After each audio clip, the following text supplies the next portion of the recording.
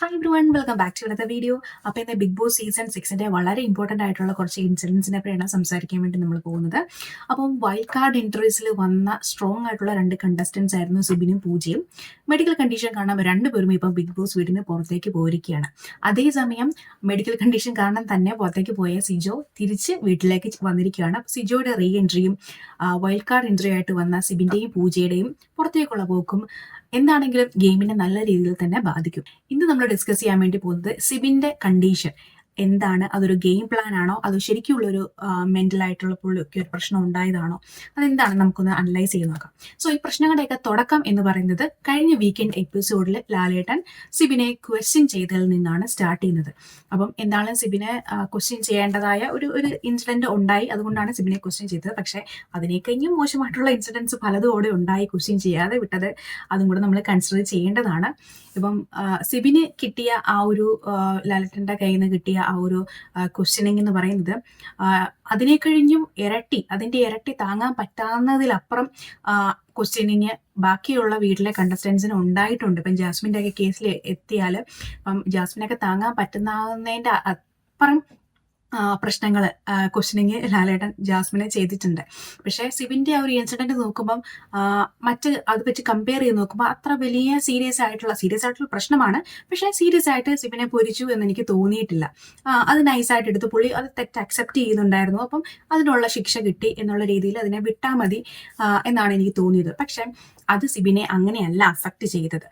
അപ്പൊ അതിന്റെ ഒരു ശിക്ഷയുടെ ഭാഗമായിട്ട് പുള്ളിനെ പവർ റൂമിൽ നിന്നും പവർ ടീമിൽ നിന്നും പുറത്താക്കിയിരിക്കുകയാണ്. അത് മാത്രമല്ല, അടുത്ത ടാസ്കിലേക്ക് പുള്ളിക്ക് മത്സരിക്കാനുള്ള പുള്ളിയുടെ അവസരവും നിഷേധിക്കപ്പെട്ടു. അപ്പം അതാണ് പുള്ളിയുടെ പണിഷ്മെന്റ്. വളരെ ചെറിയൊരു പണിഷ്മെന്റ് ആണ് കൊടുത്തത്.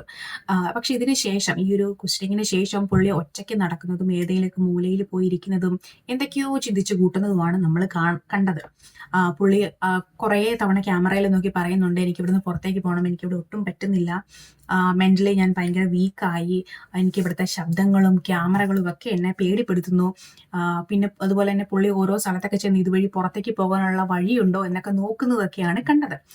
പിന്നെ അത് പറഞ്ഞതിനിടയ്ക്ക് പുള്ളി പറഞ്ഞൊരു ഡയലോഗാണ്, എനിക്ക് പണ്ടുണ്ടായിരുന്ന കുറച്ച് ട്രോമാസ് ഇപ്പം എനിക്ക് പൊങ്ങി വരുന്നുണ്ട്, അതെന്നെ ഇവിടെ നിൽക്കാൻ അനുവദിക്കുന്നില്ല, ഞാൻ മെന്റലി ഭയങ്കര വീക്കാവുന്നു, അതുകൊണ്ട് എനിക്ക് പുറത്തു പോകണം എന്നാണ് പുള്ളി റിക്വസ്റ്റ് ചെയ്തിരുന്നത്. അപ്പോൾ മെന്റൽ ട്രോമ, ഏതെങ്കിലും തരത്തിലുള്ള ട്രോമാസ് എക്സ്പീരിയൻസ് ചെയ്തിട്ടുള്ളവരാണ് നമ്മളെല്ലാവരും.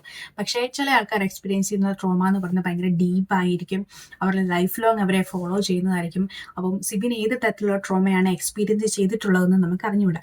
അപ്പോൾ ട്രോമ എന്താണെന്ന് ചോദിച്ചാൽ, നമ്മൾ എക്സ്പീരിയൻസ് ചെയ്ത എന്തെങ്കിലും ഒരു ഇൻസിഡൻറ്റ്, അത് ഭയങ്കര ഷോക്കിംഗ് ആയിട്ടുള്ള, നമ്മളെ ഭയങ്കരമായിട്ട് ഡിസ്റ്റർബ് ചെയ്യുന്ന എക്സ്പീരിയൻസസ്, അതിൻ്റെ മെമ്മറീസ് പിന്നെയും പിന്നെയും വരുന്നത്, അതുപോലെ ഇനി സംഭവിക്കുക എന്നുള്ള ഒരു പേടി, അതൊക്കെയാണ് ട്രോമ എന്ന് പറയുന്നത്. അപ്പോൾ ഞാനൊരു എക്സാമ്പിൾ പറയും. ഇപ്പോൾ ഒരു ആക്സിഡന്റ് മീറ്റ് ചെയ്തിട്ടുള്ള ഒരാൾക്ക് പിന്നീട് എപ്പോഴും വണ്ടിയിൽ ട്രാവൽ ചെയ്യുമ്പോൾ പിന്നീട് ആക്സിഡന്റ് ഉണ്ടാകുമോ, അല്ലെങ്കിൽ അയാൾ എവിടെയെങ്കിലും കേൾക്കുന്ന മറ്റ് സൗണ്ടുകൾ എന്നൊക്കെ പറയുന്നത് ഈ ആക്സിഡന്റ് സമയത്ത് പുള്ളി കേട്ടിട്ടുള്ള സൗണ്ടുകൾ പോലെ പുള്ളിക്ക് തോന്നുന്നത് ഒക്കെ ആകാം. അല്ലെങ്കിൽ ഒരു വീട്ടിൽ വളരെ ഉറക്കെ വഴക്കുണ്ടാക്കുന്ന അച്ഛനും അമ്മയുള്ള ഒരു കുട്ടിക്ക് ഉറക്കെ ഒരാൾ ചിരിക്കുന്നത് പോലും അതുപോലെ വഴക്കുണ്ടാക്കിയപ്പോൾ ഉണ്ടായ ആ ഒരു എക്സ്പീരിയൻസിലേക്ക് പുള്ളിനെ കൊണ്ടുപോകും. അപ്പോൾ ഇതൊക്കെയാണ് നമ്മൾ ട്രോമ എന്ന് ബേസിക്കലി പറയുന്നത്. പക്ഷെ ട്രോമ എന്ന് പറയുന്നത് നമ്മൾ എക്സ്പീരിയൻസ് ചെയ്യുന്ന ഒരാൾക്ക് അതിൻ്റെ ഭീകരത മനസ്സിലാകത്തുള്ളൂ. പുറത്തുനിന്ന് നോക്കുന്ന ഒരാൾക്ക് അയാൾ ജസ്റ്റ് ഒന്ന് സങ്കടപ്പെട്ടിരിക്കുന്നതാണെന്നൊക്കെ ചിലപ്പോൾ തോന്നുള്ളൂ.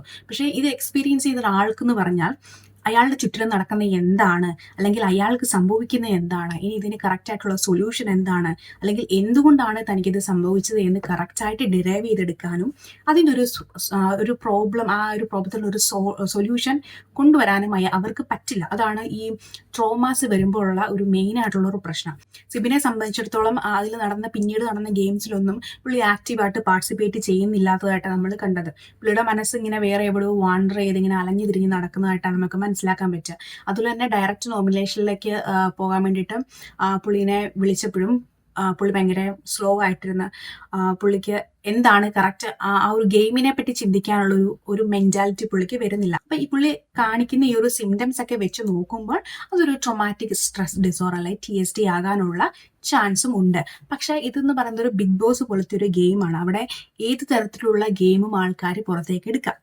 അപ്പം സിബിന്റെ ഇതിന് മുമ്പിലുള്ള കളി വെച്ച് നോക്കുമ്പോൾ അയാൾ ഭയങ്കര സ്ട്രോങ് ആയിട്ടുള്ളൊരു പ്ലെയർ ആണ്. അപ്പം ഇപ്പോൾ വന്നിരിക്കുന്ന ഈ ഒരു സിറ്റുവേഷൻ അനലൈസ് ചെയ്തിട്ട് പുള്ളി വേണമെങ്കിൽ ഒരു ഗെയിം പ്ലാൻ ഇട്ടതുമായിരിക്കാം. പക്ഷേ അങ്ങനെ നോക്കുവാണെങ്കിൽ ഈ പറയുന്ന സ്ട്രെസ് ഡിസോർഡറിന്റെ ഈ ഒരു ഈ സിംറ്റംസ് ഒക്കെ കറക്റ്റായിട്ട് പുള്ളി എക്സിക്യൂട്ട് ചെയ്തത് എങ്ങനെയാണെന്നുള്ള കാര്യത്തിൽ ഒരു ക്വസ്റ്റ്യൻ വരും. സോ അപ്പം നമുക്കതിലൊരു 100%ൽ ഒരു 70% ശരിക്കും ഒരു സ്ട്രെസ് ഡിസോർഡർ ആണ് എന്ന് അനുമാനിക്കാം. അല്ലെങ്കിൽ ബാക്കി ഒരു 40% പുള്ളിയുടെ ഗെയിം പ്ലാൻ ആണ്. അല്ലെങ്കിൽ പുറത്ത് പോയിട്ട് വന്നവർ ഇപ്പം റസ്മിനൊക്കെ പുറത്ത് പോയിട്ട് വന്നു, ഗെയിം മാറ്റി പിടിച്ചിട്ടുള്ളത് പുള്ളി കണ്ടതാണ്. അപ്പോൾ ഒന്ന് പുറത്ത് പോയിട്ട് വന്നാൽ ചിലപ്പോൾ കുറച്ച് എന്തെങ്കിലും വിവരങ്ങൾ കിട്ടും, അപ്പം ഗെയിം ഒന്ന് മാറ്റി പിടിക്കാം എന്നുള്ള രീതിയിൽ പുള്ളി പുറത്തേക്ക് പോയതും ആയിരിക്കാം. അപ്പോൾ എന്താണെങ്കിലും നമുക്കിനി കാണാൻ പോകുന്ന കളികളൊക്കെ ശരിക്കും പറഞ്ഞാൽ കാത്തിരുന്ന് കാണുക തന്നെ ചെയ്യണം.